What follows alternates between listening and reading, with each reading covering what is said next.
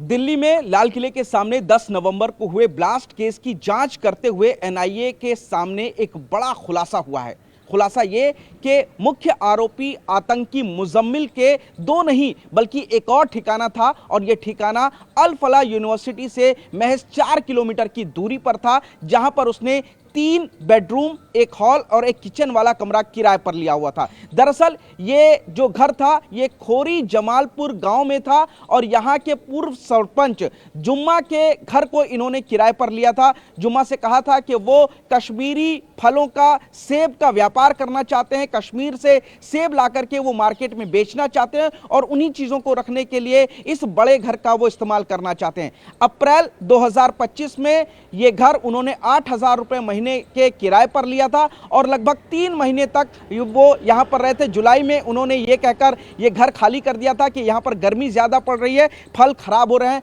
ये कहकर के मुजम्मिल ने इस घर को खाली कर दिया था। लेकिन जब एनआईए की टीम जांच करते हुए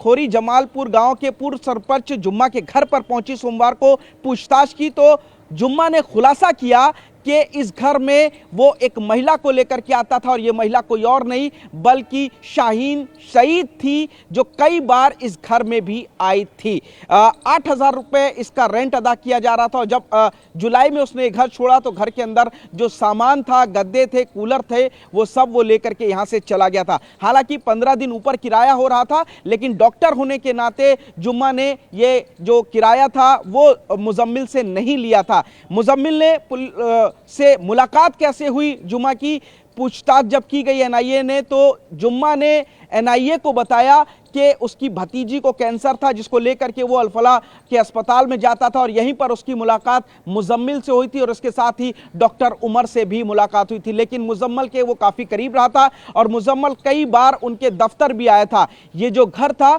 वो लगभग अल फलाह यूनिवर्सिटी से 4 किलोमीटर दूर जो मुख्य रोड है वहां पर